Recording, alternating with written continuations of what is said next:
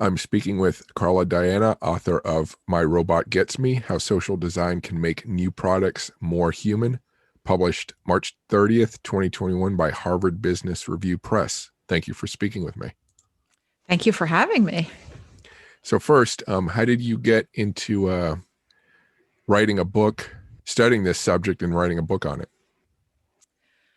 Yeah, so it's a bit of a long, winding path Mhm. um, that starts with engineering and winds up with design. But I studied mechanical engineering because I knew that I wanted to um, design and develop things, and followed that up with a graduate degree in product design, Mhm. but had been a teenager with a Commodore 64 and all kinds of other sort of um, coding fascination. So at some point in graduate school, the coding and the physical came together like a light bulb for me. And I realized that I wanted to focus my career around developing physical things that had a digital component.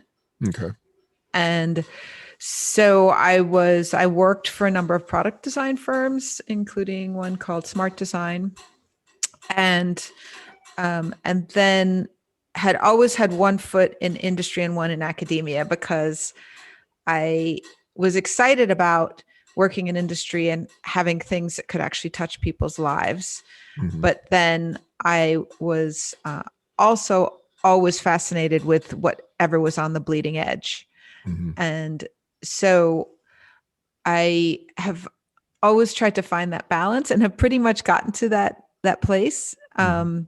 where I consult for a client that's a robotics company, and I also run a graduate program at Cranbrook Academy of Art. But Mhm. to answer your questions succinctly, I was a visiting faculty member at Georgia Tech Okay. Mhm.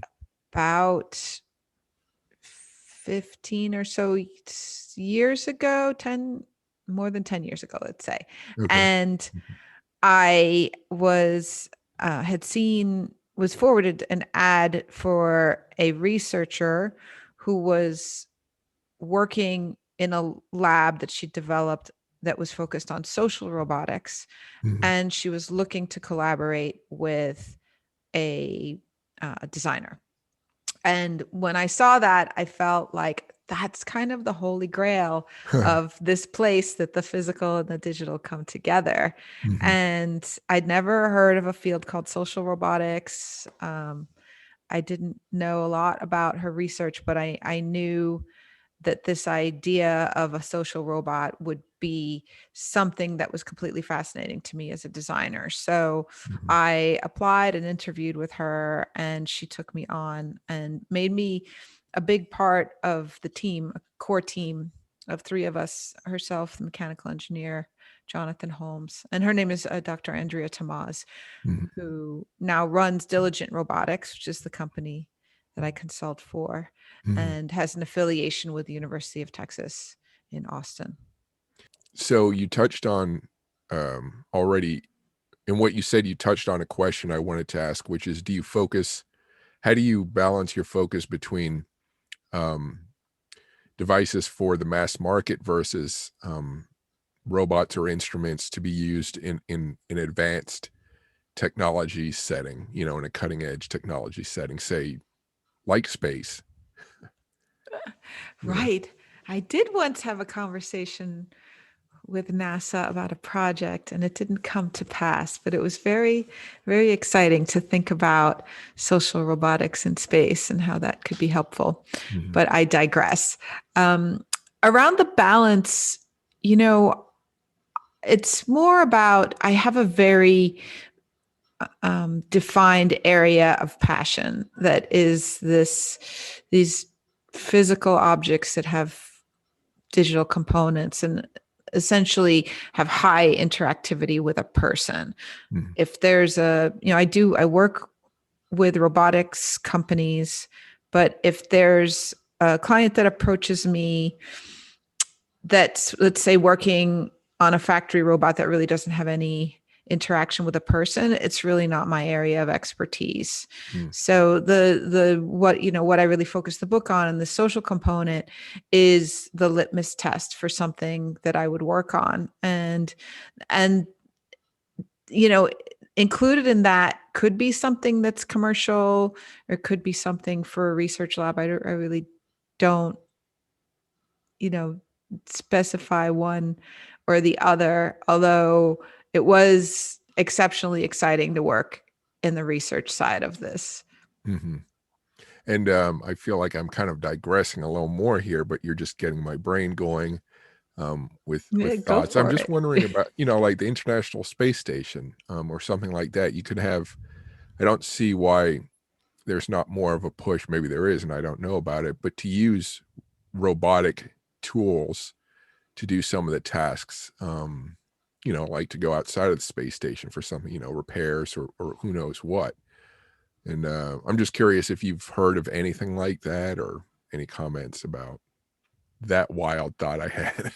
Yes. Well, I do know of a project that was around a social robot inside a space station, but I don't know how much of that is happening or is public knowledge. Hmm, okay. Okay. That's fine. So let's talk about the book then. What the book seems to be a warning. It seems to have a bit of a warning about our approach to it. But you tell me about the book. Yeah, sure. I mean, there's a line in the book that maybe captures it. And, I do a lot of public talks and talk a lot about robotics because I have such a passion for it. And the question that inevitably comes up is around this fear of our robot overlords and Mm, being taken over by the intelligence greater than ours, and that fear that's propagated in uh, popular media. And so what I say in the book is like, everybody has this fear, but the real fear is of the supposedly smart things that are in our home that are not smart at all, that will, slowly drive us crazy because they don't listen well, and they don't perform the way we expect them to, and they come in the door with the promise of being easy and making our lives better, and actually just make everything more complicated. And mm, the premise of the book is really around talking to an audience of anyone who's involved with product creation, um, designers, engineers, marketing folks, etc., and encouraging a really focused and holistic process that puts the social interaction between the person and the product first and foremost. mm, And it may seem like an obvious thing, but as you know, um, all of our robotic products, or high tech products, let's say sort of super generalize, um, we we're just catching up in terms of technology being able to do things. So it's mm, very tempting for product creators to want to have a one-upmanship with one another on mm, features, and that respond to what's possible. But this social approach really encourages a team going back and questioning why should we put this feature in here? What does this feature actually do to help the person using it? And the um, kind of North Star in all of this is, just think about a person coming to this interface knowing nothing more than they know about being a human being. And that was really a lot of the premise around the social robotics labs that mm, I was working with. Was, we're developing machines, computing machines, that you can operate, so to speak, by simply being a person and walking in the room and using what tools you have, those tools being um, talking with another person, so talking with this robot, gesturing, mm, understanding gestures, understanding cues. And, a lot of the robots that I worked on in some of these labs, like at the lab at Georgia Tech, have this what I call an exaggerated interface, where we had developed this one robot, Simon, that has eyeballs and the iris can move, and there's a head that can move and gesture, and there's arms and hands, and you can hand it an object. There's pads in its hands, and a super sophisticated, really um, intense and complex machine. And so that's really the laboratory version of it. And Simon is set up to study ways that we can teach a computing machine something. So you actually talk to the robot, and you say, like, you can give it a color sorting exercise, and it will take an object. It will use its camera vision to understand the color of the object. It will talk to the person and say, where do you want this object to go? And then it will parse a sentence and pull out the word that it identifies as a color, let's say. But that's kind of the most exaggerated, where you're talking and gesturing, and what I advocate for in the book is an extrapolation of that. So even though I'm talking about interacting with an object like it's human, it's not necessarily literally human. So I talk a lot about abstraction. For example, you might have an object like an oven that needs to give you a warning about something that's fully cooked, and we do a lot through these modalities I talk about a lot, which is light, sound, and movement. And so we could think about, and we're in this phase of a love affair right now, I think, with conversational agents, which I totally get the love affair. Very cool and fun and fascinating, and totally matches up with our sci-fi fantasies of Hal and Kit and countless others. But it starts to become overly verbose and not necessary. And it's there is a lot that is intuitive from shorthand gestures, like that same oven, if it had a flashing red light, that we would understand flashing red light means it's alert. Or if it I talk about having worked on a floor cleaning robot for the company Neato Robotics, and working with a composer around the way that robot communicates through sounds. And even a sound that's a split second can tell you the difference between this is a good sound or a bad sound. This is a sound that I need to pay attention to, or this is a sound that's, something in passing that I should know about. So that's really, what I talk about in the book. I'm speaking with Carla Diana, author of My Robot Gets Me. You can find more information about her work on her Instagram page at Carla Diana. If you like this episode of Technology and Space so far, please tap the like button and space dock the subscribe button. All of my social media links are listed at the end of this episode. Now back to the video. In what circumstances would we want the tools to be human-like, and in which situations would it be a negative to have the tool too human? Yeah, that's a great question. And it's one that I talk a lot about. So I co-host a podcast that's called the Robopsych podcast with a PhD psychologist whose name is Dr. Tom Guariello. And we talk so much about the humanoid robot, and why humanoid, why replicate the human form. And I actually think that I really caution against replicating the human form, and I don't feel that I feel like that's rarely necessary.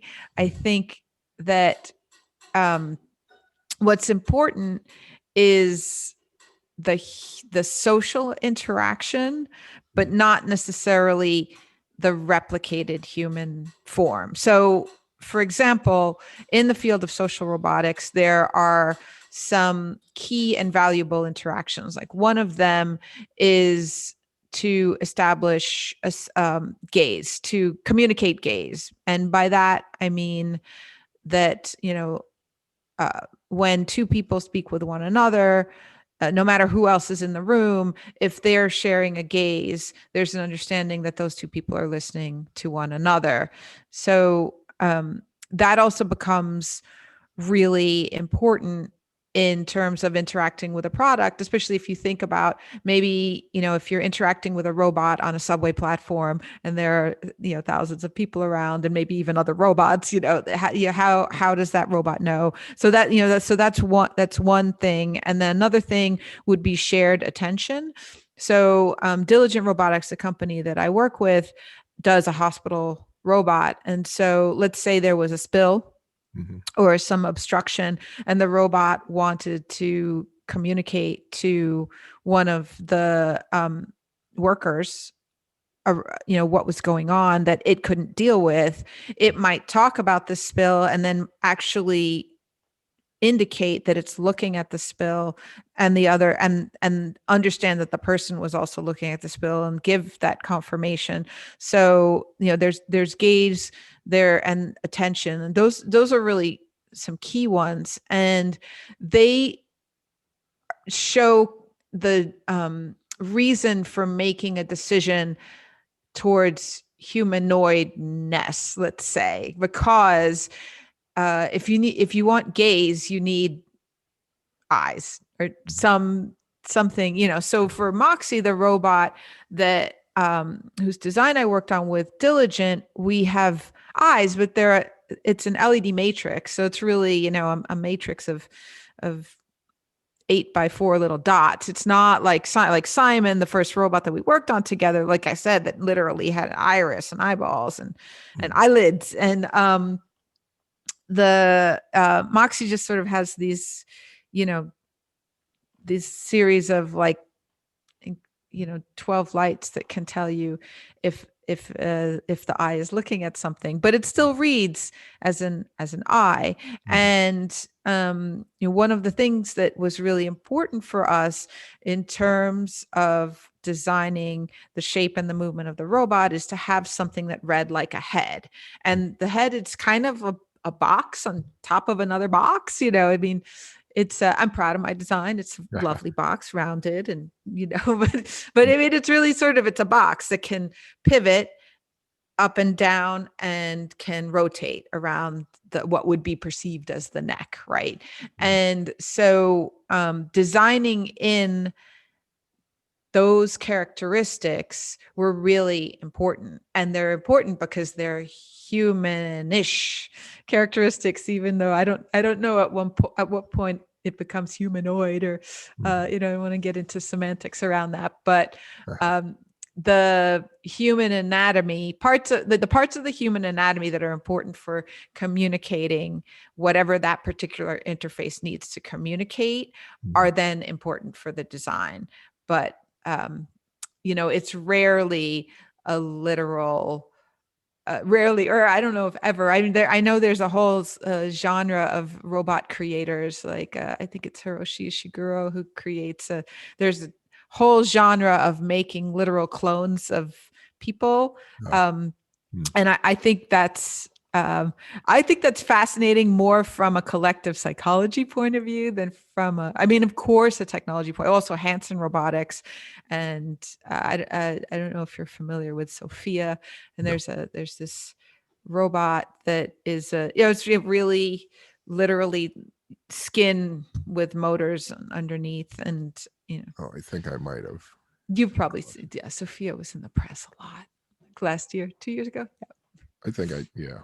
But, as you were describing Simon, I have to admit, I was a little frightened by just what you described, and, um, so have any tests been able to be done or are allowed to be done about, how toddlers or children interact with any robotic devices? Oh, Um, yeah. There's a lot of research around in that area, and there's a lot fascinating around it. um, that Tom and I, that's another topic Tom and I also really love to discuss, is around kids and robots. Hmm. And there's a lab at the MIT Media Lab. There's a group at the MIT Media Lab that is led by a woman named Dr. Cynthia Brazil, Hmm. that is the Sociable Robots Lab. And they've been doing a lot of research around kids and robots and having robots as learning tools. And there's a lot of benefit around the social engagement as something that keeps a kid active and engaged. And again, getting back to this core premise of coming to the table without needing to know anything beyond, I'm a kid, I know how to speak. I'm going to speak to this. I know how to gesture. I know how to. I want to touch this part of it because it looks like it has an affordance to touch, and so I think, and particularly kids don't necessarily have some of the baggage that we might have from our history of frightening sci-fi robots and that kind of thing, right? And they're also growing up. Like I have a 5-year old, and he has grown up with in an environment where adults speak to a cylinder on the bookshelf, like that's not odd to him, right? That's the something that he was born into. So I Hmm. think there's all of that. I think, one of the things I talk a little bit about in the book, at least in the end, I try to, kind of highlight, because the book talks about everything that's so powerful and great around social robotics and design. But, I also want to make sure to highlight what the risks are. And they're, particularly around what I would call vulnerable populations. I think kids are one of those vulnerable populations to realize that the potential to persuade when you have this social interaction is so much greater than when that social interaction is not there. Hmm. Um, so yeah, so there is a lot of ongoing research in that area, both in the pros and cons. So what about the design of these devices for people who lack one or more senses or limbs? Yeah, I mean, I think that one of the benefits in those circumstances would be that a robot could potentially use its modalities to fill in the blanks around the interaction. And what I mean by that is, I talked about these modalities of light, sound, and movement. And, um, if somebody were hearing impaired, the robot could be programmed to exaggerate, let's say, the light and the movement part of it. And for example, Moxie, the hospital robot, um, we've put a few different aspects of feedback in that robot. And one of them is this, for want of a better word, like a headband that's on the head, that aesthetically it's a little bit of a nod to a nurse's cap and this kind of thing. But the function of it is that at a glance from a distance, someone can monitor what the robot status is. And if the robot has an error or is lost or running out of battery or there's something else that's going on, we wanted someone to be able to see it from down the hallway, and then program it to have these messages that again are not literal messages that you read with words or hear with words, but that get communicated through this shorthand abstraction. And so I think regarding the visual impairment or hearing impairment, those are things that a robot can really do well. And in terms of something like a physical impairment, I think there's a lot of potential for robots to help out and help a person with their independence. I mean, even a lot of the robot arms that the labs I've been working with have worked with, like we worked with one of the first robot arms was really one that was developed for people in wheelchairs. And the arm would get attached to the wheelchair so that it would be something that a person could operate with a joystick while they were in the wheelchair, so that it would allow them to reach things that they wouldn't otherwise be able to reach, pick something up off the floor, grab something from a shelf. Um, and so, taking that one step further, I could even see an autonomous robot helping somebody in that situation. And it could, rather than being like literally on the chair, it could be, I think, actually you're getting me going now, because I think it could sit on the chair with you, and then it could actually walk off or fly off like a drone, and be um uh, do some object manipulation on behalf of the person in the wheelchair, and then come back, and that kind of thing. So I imagine at this point, all these devices and robots, basically there's an instruction manual. You have to kind of understand how it works. What about the concept of getting to the point where an instruction manual isn't needed? Does that make sense? Where Yeah. Yeah. I mean, that's really, as a product designer, that is really a goal that my peers and I talk about a lot. And it's a goal that we have with clients or on any project it's a little considered a little bit of a failure if somebody has to look something up. Although, there are many cases when it's inevitable.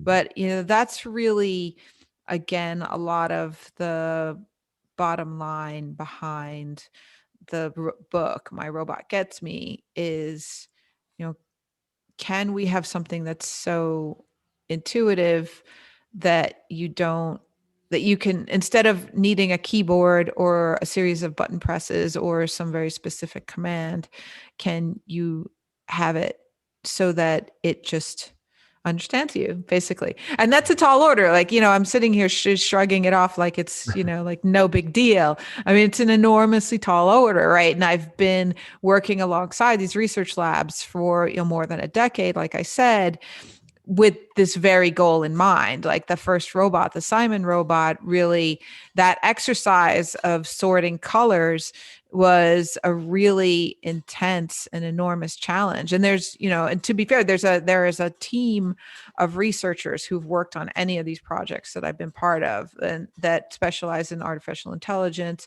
and the software development side of all of this. So, the first robots that we worked on, you had to, like, Simon did this color sorting exercise. So you would have to approach Simon and say things in a certain way, like have, say, Simon, take this, in order for the robot to know to grab an object.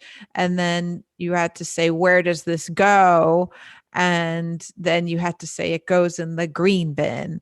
And then the robot would parse that sentence. And, like more than a decade ago, you'd have to have that script pretty well down. Like if you went off script, and said, I don't know, Simon, where do you think it goes? Maybe it's green. I don't know. Like that would be really challenging, right? Yeah. It's like, it goes in the green bin.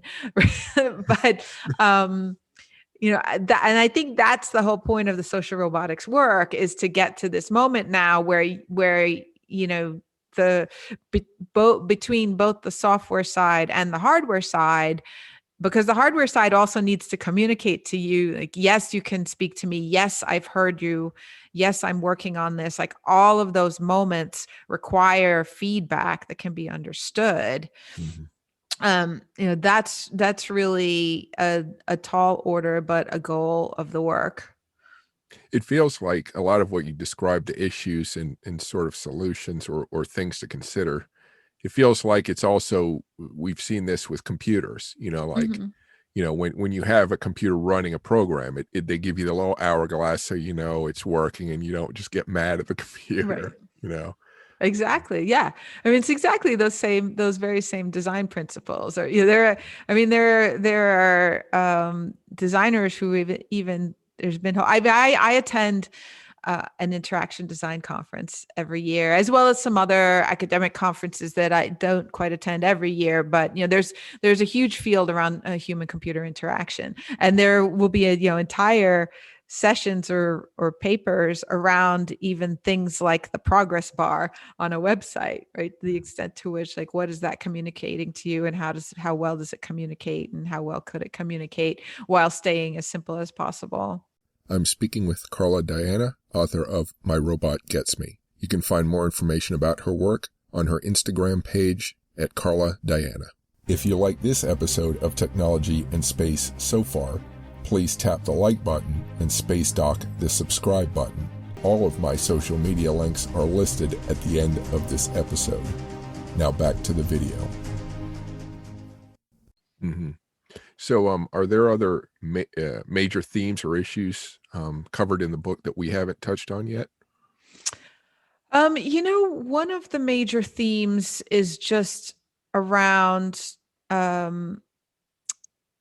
talking about, I have a framework that really guides the book content, and it is just a way of organizing thoughts, because whenever you're involved in this kind of work, and even there's a reader that I also envision who's not actively creating products but is an enthusiast, or even I actually personally believe that a literacy in understanding how your products work is something that everyone should have. Mm-hmm.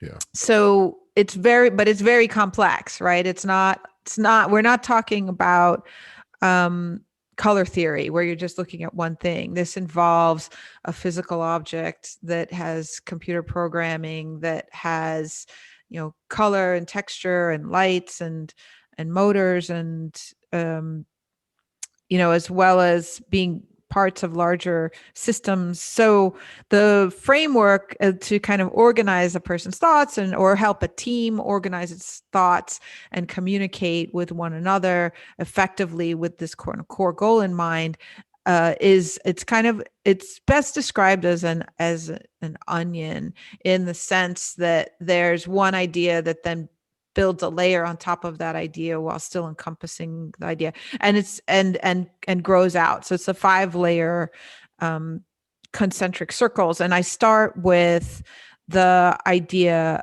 of what I call presence, or like, what is the physical presence of this object with which you're interacting. And you and I talked a lot about that. Is it humanoid, is it not humanoid? But there's so much nuance to that. And a lot of it has to do with how it relates to the human body. And I mean that always in like the broadest sense of the word. Like, even a kiosk in an airport has a certain stature, has a certain thing that it represents, has a certain, like, just it's being there, and it's being able to confront you gives you some reassurance that you are getting the information you need at this really stressful moment. So, presence is everything about the physical characteristics of the object. And then expression is what I've talked with you a lot about, which is this, light, sound, and movement. And how is a message, just like the light on the oven that needs to warn you, how is that message getting out to you? And then once we have the ability for an object to express itself, then what I talk about is interaction. So whereas expression is in a sense the way that the object speaks to you and gives you messages, how does the object take in messages? And, I liken that to our senses. I kind of do this thing where we can we think about it in these human terms and think about how it takes in visual information, or what kind of sensor it might use, or how it might analyze a microphone feed coming into it. And so we have presence, expression, interaction, and then I talk about context. So that's a really big theme in the book, is this understanding. So just taking in the sensing information is only one part of it. And so, what does what I like to call the robot brain do with that sensing information? And one of the biggest challenges around robotics is this idea of context, or understanding so much more than what that one sensor is, and putting everything together. And it may include, you know, it may even include like my phone understanding that I have an interview right now, and reading my calendar and combining my calendar with something that I'm saying, or what's happening, whatever's happening in the room, or understanding that there's a party happening in the room, and if it's a light fixture, how should it respond? And that is a really sophisticated knowledge of human behavior and social interaction. And so that's a lot of what I talk about in the context part of it. And then the final ring is ecosystems, where, and what I mean by that are objects that need to behave with one another, because all of us have kind of experienced that everything is kind of beeping at us all at once. So, having a product creator think about what a family of objects is, and what it means for the objects all to be working in concert with one another, which is one of the most overwhelming technical challenges, of course, because they're all on potentially different networks using different protocols, and I mean, we could get into it, but Yeah. there so that's another one of the things that I talk about in the book. One thing, so when you mentioned about collection of information, it brought to mind, I interviewed Sean Garish a couple of years ago. I don't know if you know. He wrote a book on, No. I think it was called How Smart Machines Think. And I Oh, asked, I should read that book. I think he's with MIT, or at least MIT published the Mm-hmm. book. Um, and I asked, I think in that interview, I asked, do we have systems where they collect the machine, the objects, collect more information that is than is necessary for the task at hand? Are they compiling other information and processing it, sort of thinking? I was Mm-hmm. trying to establish how close are we to having machines that think about things that aren't connected to their tasks at hand. Yeah. Yes, exactly. So there's just so much more information, and it's up to a designer to bring the human element, or bring the social element, to really understand. I mean, if you think about everything that you as a person might process when you walk into a room. Let's say you walk into a party and you want to approach someone and talk to them. You're looking at their stance, you're thinking about who else they're talking to, you're thinking about what time of night it is, you're thinking about whatever's going on politically in the world. I mean, it's our social decisions and how we behave is so intense and sophisticated, and giving our products at least some relevant slice of that is what's going to help them to perform properly.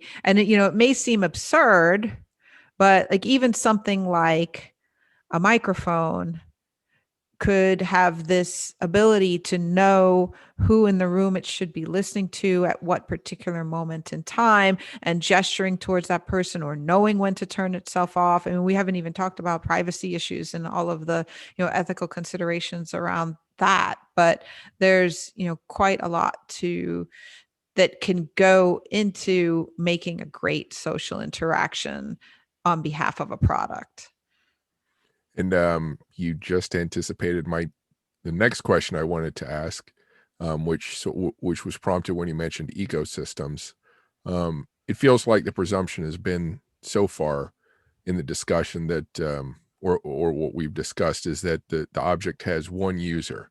What if it has competing users demanding its attention? Non-cooperative users. I don't know if there's any devices that have to deal with that at the moment, but I'm just curious about that. Yeah. I mean, I think that that's a real scenario to think about. I mean, I can think about it I mean, certainly there's a lot around multiple users, right? And some of these social interactions that I was mentioning, like around gaze and attention and your feedback, help a person know and help the robot know if it's interact who it should be listening to, who it should be interacting with, when and why. Mhm. Um, in terms of our more home environment, there's a lot going on in the smart TV realm where smart TV wants to be able to deliver preferences to a person and identify that person and have that person's history and respond appropriately, but there are often multiple users using a media device, and so having decisions around who the product should be listening to and why. I mean, I could extrapolate that to, like, even if we had a number of passengers inside, let's say an autonomous vehicle, Mhm. who's the driver then, right? And or who's the host and who's the guest, and all of those pretty intense um, social relationships Mhm. become relevant. Hmm. Yeah, using the term host and guest is an interesting one. Is that sort of a standard, set of terms used in your field, or? There are these famous designers, Charles and Ray Eames. If you've ever heard the term Eames chair, Mhm. they did a lot of really foundational work in American modernism. And they talked about this philosophy. So I don't know how widespread it is, but in certain design circles, there is this famous quote around treating the person for whom you are designing um, like a guest, where your design activity is the host for them and thinking about that host guest relationship. So, in other words, a great host, and it's something I talk about in the book as well, a great host doesn't necessarily just give you things, but also gives you the ability to serve yourself. Like a great host says, here's a cocktail. If you're thirsty, you can also help yourself to more of this cocktail or a glass of water. And then that person's not waiting for something, like they're enabled to help themselves, Mhm. but they've actually been treated like a guest. Their needs have been thought about ahead. I guess the point is their needs have been thought about ahead of time. Mhm. Hmm. So, how much of the book uh, is is basically your understanding and your experience of what you've researched, and how much did you have to do additional research for to write parts of the book? That is a super great question. Most of it is my work and the research I've had to do for my work in my years of being a product designer. Mhm. And so I draw on a lot of either projects that I've worked on or things that I look at for inspiration and then, delve into more deeply. But there are a number of interviews that I do that are distilled into these interview summaries in the book.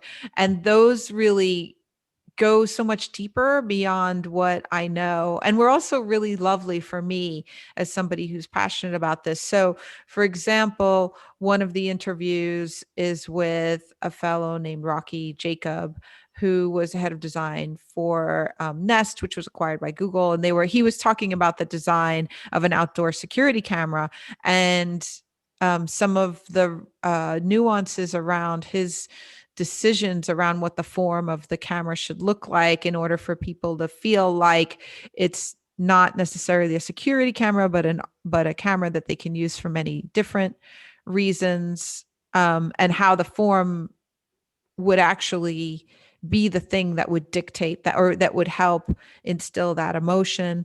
I also got an interview with a fellow named Jonathan Foster, who was the lead content developer for Microsoft's Cortana conversational agent. And he comes from a background in screenwriting. And so he talked a lot about a team of writers and the kinds of decisions that they have to make in order to anticipate the conversations that might take place between the agent and the person. And so that also, so the things like that I might have had some sense of, but never really actually talked to the person firsthand, were things that I did as additional research. And on top of that, I had a lot of the project was a collaboration with a researcher who was at the Stanford Center for Design Research for a while and then moved to Cornell Tech. And her name is Dr. Wendy Ju. And she's for anybody who's interested in this area of human computer interaction, specifically around the social interaction with an object. She's got really wonderful team over there at Cornell Tech, and she works a lot with all of these issues and does a lot of really deep research, that's academic research that is, whereas my research is design research for my design projects, which is specifically to help make design decisions. Her research is academic research that goes much deeper and asks questions that may not pertain directly to a product that's being developed today, but kind of much more open questions. How much does how much is design affected by sort of say gender or cultural upbringing or any myriad number of things or ways in which people sort of behave according to how they're, different ways that they behave. Mm-hmm. Oh, yeah. It's enormously affected Mm-hmm. by all of that, and it's something that we think about as designers, but is a really tough thing to really implement because you can't know everybody's experience. But it is, it's certainly something that we want to pay attention to. Even something like color. I talk about using light, sound, and motion, and one of the parts of light, specifically now that we have ubiquitous LEDs, and LEDs have the potential to, a full spectrum LED can give you any color. So, I talk about this language and these messages, but if you think about something like the color red, which in our culture in the U.S. it typically is, don't go, bad, caution. But let's say in some other cultures like Chinese culture, red is a color, it may also be around warning, but it's also a color of celebration in a way that we wouldn't have an association there. So understanding where predominantly your product is going to be used is super important. And also, I think ethically as designers, we really think about not perpetuating Mm-hmm. behaviors that we don't want to continue. So there's a book that is decades old at this point that's was very popular in design circles, that's called As Long as It's Pink, and I'm blanking on the author. Um, but that book really talks about, at the time, this proclivity to code objects, so to speak. And I'm using code there in a really loose sense by just saying whatever material it is. So, by having a hammer that's created for women that has a pink handle, you're you're perpetuating this idea that the that like, just pink is this loaded color. It's like, it's a color that's used for babies. It's a color that implies, softness and frailty, perhaps, right? So and I'm just talking about color, but that gets extrapolated to things like textures. There's a very big difference in texture between, like, sometimes I look at things like sporting equipment or rollerblades, like, and they might have these, or tools are a really great example too. Like there are textures that communicate aggressive or rugged, and colors that communicate rugged as opposed to delicate, and um not pandering to an audience. Like the pink hammer handle is pandering to a female audience, whereas there are so many other ways to approach it. So yeah, there are a lot of nuances around all of that. So, while putting this book together, what did you come across that most surprised you? Oh, that's a great question.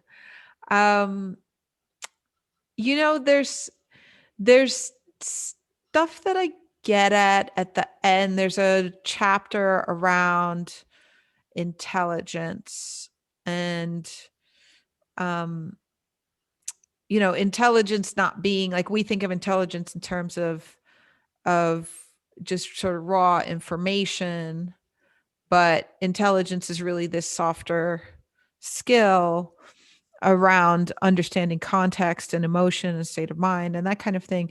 And in doing that chapter, I learned about some companies that do what is called affective computing. And affective computing is a field that's focused around understanding human emotion, Hmm. understanding and communicating human emotion.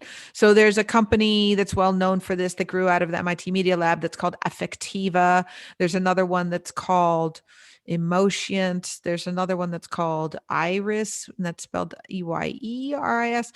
And um, those companies are taking in everything from um, microphone inputs and camera vision, as well as potentially there could be other sensors like galvanic skin response, or depending on what the device is or what the particular area of research is, and thinking about how a robotic object could take in information and then process it to the extent that it understands emotion, and then adjust its behavior back Hmm. to respond to that, is a really um, fascinating, daunting, and new area for in terms of my research around product design.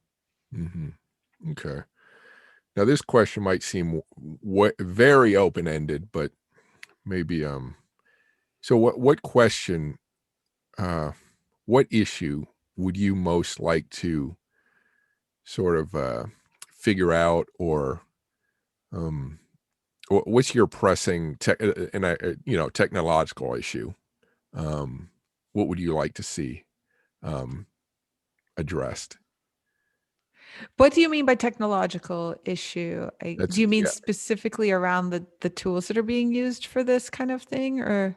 maybe, yeah, I mean, we could talk about the tools. I guess what I'm looking for is what achievable, issue, what issue that hasn't been solved yet, but is close to being solved, what breakthrough are you looking most forward to that you see? The breakthrough, yeah, that's a great question. The breakthrough that I'm looking forward to has to do with privacy. And Mm, I think, and it's interesting because to me as a designer, I feel like, well, there are folks who specialize in software encryptions, and that's not my field or expertise in any which way or form, but it is such an important ethical issue that it's one that I can't ignore mm, as a designer. And the ways that it's starting to come up is around this question of how do we design transparency. So in other words, if I walk into the room and there's an Amazon Echo, and I didn't know that this person had an Amazon Echo.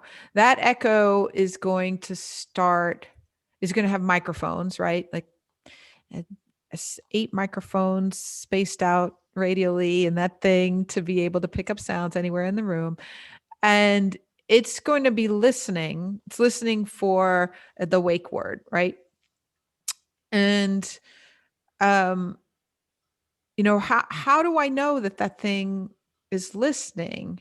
And how do I make a decision about what I do or do not want to talk about, what I do or do not feel comfortable, talking about? And I mean, and that's just a microphone, right? Because like one of the things I talk about in the book is that one of the best sensors that we have now is what I call the everything sensor, which is a camera. I mean, you put a camera in something, and a lot of the robots that I work on have they might have multiple cameras in them. They can, right? And so and we know now, like almost any environment we walk into has some camera, and it's super exciting what the potential of what a camera, what things that are actually invisible to us, that a series of camera feeds can read and then analyze for us. But if I again walk into somebody's private home, or if I'm in a hospital room, or if I'm in a hotel room, you know, don't I deserve to know that there's a camera, and to understand the camera, if the camera is currently recording, if the camera is just seeing me but not recording, if the camera is recording and storing that information locally on the device, or if that camera is recording and storing that information as part of a larger database that could possibly be vulnerable, and et cetera, et cetera, et cetera. I mean, you can see how difficult a problem that is. And and I want to kind of say again, like, that's a security specialist's problem. But to me as a designer, if there are systems in place that I could use and say, like, yes, let's develop a system so that somebody knows the microphone's on, the microphone's off, the microphone's storing information, the microphone's in this kind of intuitive, nuanced way that I talk about, that would be something that would be super valuable and something I care about and think about a lot. And for example, I have a friend who's a researcher with Google right now, and he specializes in gesture. And I had him come and do a workshop with my students here at Cranbrook around gesture recognition and machine learning. And we did all of that with camera vision. And he did it remotely because we're in the middle of pandemic, and we used the cameras that are on our laptops. And it was exciting and wonderful, like so exciting, the potential and what he was able to teach us in just a couple of days about being able to train an object to understand gesture. But one of the things that he's been working on, that Google's working on, is something called Project Soli, that uses radar as opposed to the camera to understand the shape of a thing that's in front of it. And so um, technological breakthroughs like that are things that I'm really interested in as a designer. Okay. Okay. Um, what did you have any difficulties getting this book finished or published, or is that pretty smooth? Wow, that's the question. I Yeah. asked that for other academics who are interested in, publishing their own stuff. Yeah. You know, writing a book is, everyone knows it's hard, but you think like, no, I've got a lot to say, I'm going to just write it. And I was doing I do a lot of writing. I do, I mean, not a lot, but I like to write. Like I wrote an op-ed for the New York Times. It was a hugely satisfying experience, and Popular Science has approached me to do a piece, et cetera, et cetera. So I thought, yeah, I can write. But it took much longer than I thought it would. And by that, I'm talking about a couple of years. Mhm. I had been teaching a series of courses that I created that were around designing smart objects because those courses didn't exist anywhere that I was teaching at, University of Pennsylvania or School of Visual Arts, Hmm. Parsons School of Design at the new school. And I had developed these lectures and was super comfortable and had a ton of case studies. And I thought, oh, I can I could just transcribe these lectures and like that'll be my book, and then um uh that was really a facile attitude about it all. Um because it was not the same as that. And also working with Wendy, for a while we were going to co-author the book together, and I valued this partnership so much. And I know that she did as well because we brought different perspectives. Like I brought a real depth of experience from my work in industry, and she brought really this kind of depth of insight into a lot of the more academic research that she was doing. But once you go deeper, then it just explodes the content, right? So then I went from everything being kind of thin to then we had all these kind of conversations around the content, and ultimately decided that a co-authorship didn't make sense anymore for this particular project because it was so both of our streams were going so deeply into it. But I think that, yeah, it's everyone I know who's done a book has just had to, just it takes time and focus, and had to kind of hole away in a room. So last summer for me, once I felt comfortable enough with a nanny that I could hire and have some childcare, it was really a lot of hours of just really focus. And wrapping it up is one of the harder things because it becomes so big. Once you start writing it, it just becomes so big. And that's when Jeff Kehoe, my editor at Harvard Business Review, also really became a big help, because when it starts to be so enormous that see the you can't see either the forest or the trees anymore, that's where the editor really becomes the biggest help. And was Harvard on board at the beginning? Was it? Yeah. Yeah, they were on board from a proposal stages. So that was yeah, they've been a great partner. Okay. Are you writing anything currently? Another book? Not right now, I don't know. I think about it. The book I wrote before this is actually a children's book. I wrote a children's book called Leo the Maker Prince: Hmm. Journeys in 3D Printing. It's a story about it was also based on some pretty intense research around the retail 3D printing market, but it's a kid's book. It's a story about a robot and a young woman and their friendship, and in telling that story reveals the anatomy of the robot and the relationship, but how somebody would work with a 3D printer and why they would work with a 3D printer. So I don't know, part of me thought, oh, maybe I could alternate between a lighter book and a heavy book. Not that that project was light by any means, because there's a lot, like I designed a bunch of objects that are in the book and it's illustrated and all that kind of stuff. But yeah, no, and right now I think it's exciting to do things like your podcast and talk about some of the ideas in the book. So I'm looking to do some op-eds that build on, there's some more shorter form pieces that build on the content that's in My Robot Gets Me. Okay.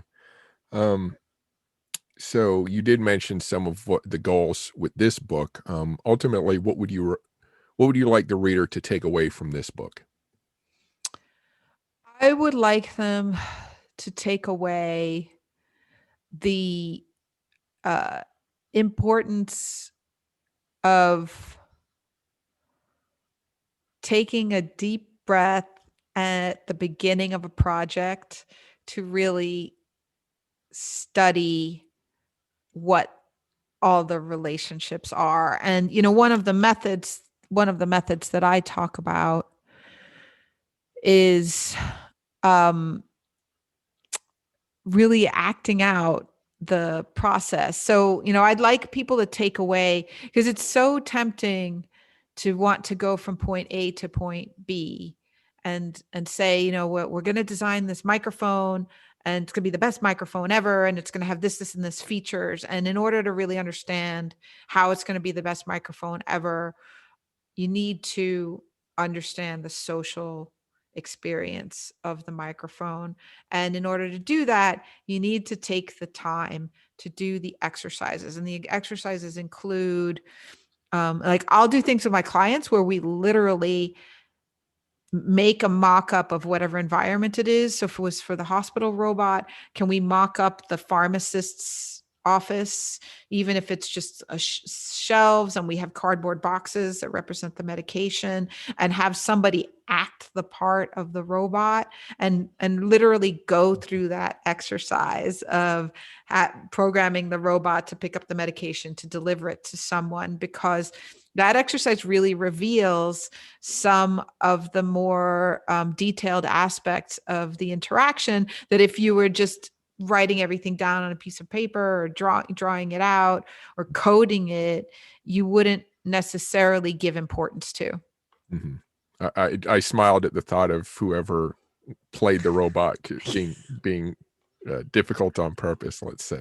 Oh, yeah. I thought you were going to say the opposite. I was going to tell you, like, I always know who the real sport in the room is by the person who's willing to play the robot. That's yeah, exactly. Yeah, that's pretty cool. So where can people find you online? Do you have social media or website? I do. I'm probably most active on Instagram, and I'm just Carla Diana, CarlaDiana, Mhm. on Instagram. And I repost the Instagram stuff on Twitter and Facebook. But I, as a person who really loves the visual, I like Instagram. And then I always try to keep my website updated. I need some revisions right now, but it's just carladiana.com. I'm surprised that you consider Instagram as your best social media platform for the work you do. I wouldn't think it lends itself that well to science or design, but like you say, the visual part. Yeah, I just think there's a lot communicated um, in a 1 minute video that doesn't come across necessarily in Twitter. And though you're talking to me because I just wrote this book, really the passion of my work is around the object creation. Hmm. And so, Instagram gets that across, as well as the work of my students is, you know. Hmm. Okay. Um, well, that's all the questions I have. Do you have any parting thoughts or words? I don't. I think there was exciting news this morning about the helicopter in Mars. Mm-hmm. Yeah, Um, that was pretty cool. Well, that is yeah. cool. And so I thought about your podcast right when waking up, Oh yeah. and how much there is that I don't know about space technology and everything, the intersection of robotics and space technology. Oh yeah. Yeah. It's yeah, but yeah, you have to beware that you don't veer too much into sci-fi and you kind of stay focused on the here and now Yeah. when you have space and robotics. Yeah. Um, all right. Well, thank you very much for speaking with me. Oh, thanks for having me. It was a pleasure. It was. Thank you. In the next episode, I speak with Cade Metz, who's written about the individuals who brought artificial intelligence to Google, Facebook, and other companies. Space Doc, the subscribe button to catch that episode. Thank you for watching this video version of Technology in Space. If you like the episode, please subscribe and hit the like button. If you'd like more books and information on space history or the science, technology, and business of space, check out my YouTube channel, Spacewalks Money Talks, my podcast, Technology in Space, and my website, technologyinspace.com. If you're looking for military history and general history, including true crime, please check out my YouTube channel, War Scholar, my podcast, Military History Inside Out, and my webpage, warscholar.org or militaryhistorypodcast.com. If you're looking for fiction, including sci-fi, horror, fantasy, mysteries, thrillers, film history, gaming, and more, please check out my YouTube channel, Chris Alvarez Full Contact Nerd, my podcast, Full Contact Nerd Interviews, and my webpage, chrisalvarez.com or fullcontactnerd.com. Thank you for watching.